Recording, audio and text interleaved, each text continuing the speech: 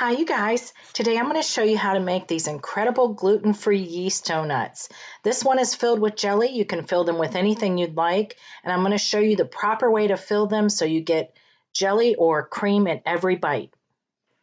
So we start with my gluten-free sweet dough. It's also known as my cinnamon roll dough.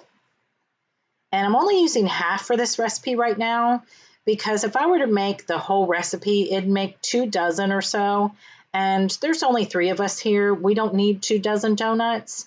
You could even use just a handful of the dough, pull it out, and if you want to make 2 donuts at a time, just do it. So knead this until it's smooth, just a little bit. And by the way, there are plenty of things to do with the rest of that dough. I'll have links for all of them below. So roll this out till it's about a 1/2 inch thick. Now I have a special donut cutter. If you don't have one, you can use a biscuit cutter. Here it is. You can use a biscuit cutter with another smaller biscuit cutter if you have one, or anything in your kitchen that might create that hole in the middle of a donut. I'm going to do about half my batch regular donuts and half filled. So I'm using a regular biscuit cutter for the filled ones.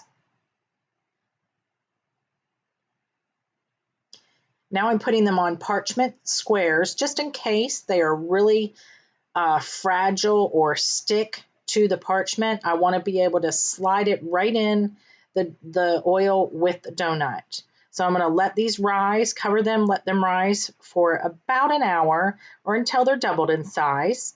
And we're going to slip them right into a pan of oil that's set at about 320 degrees, maybe 330 at the most. If you do it any higher, they're going to get done on the outside before getting fully cooked on the inside. And see how that parchment goes right in there. It's no big deal. That way you don't mess up the donuts when you try to put them in the oil. It slides right out.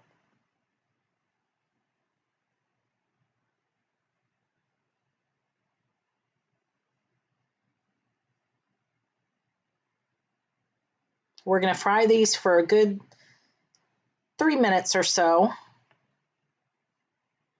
And by the way, you can fill these donuts with not just jelly, you can fill them with a vanilla cream. I'll show you at the end what that's like. I have a recipe for it. That'll be in my blog post. So the link is below for all of your ingredients that you need to make these wonderful donuts. I also roll some in regular granulated sugar, and sometimes I'll cover them after I glaze them with a regular vanilla glaze. Then I'll dip them in a chocolate glaze and sometimes even sprinkles. I kind of like a variety when I'm making a dozen donuts, just as if you were to go to Krispy Kreme or Dunkin' Donuts and buy a dozen donuts. You get a variety usually. So we gluten-free people want that as well, don't we?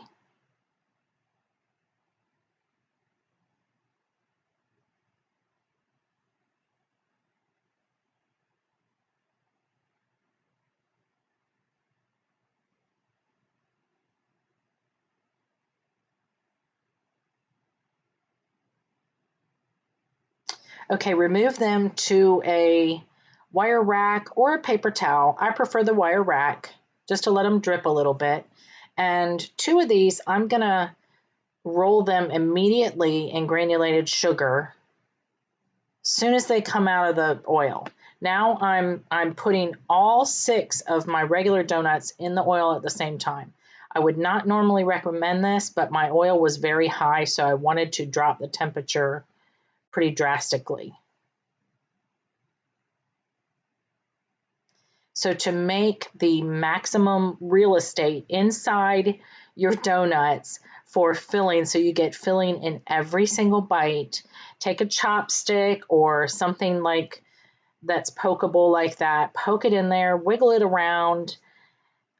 This will create the best hole for filling as much filling as you possibly can.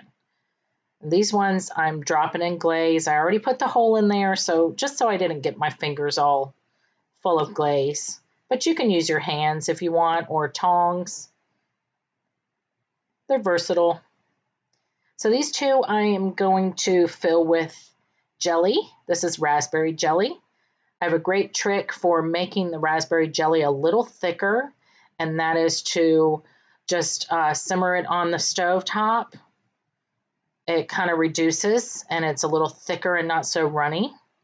This is my vanilla cream recipe. It's not whipped cream, it's a powdered sugar concoction. And look at that. Perfectly fried, stuffed, gluten-free yeast donuts. Doesn't get better than that.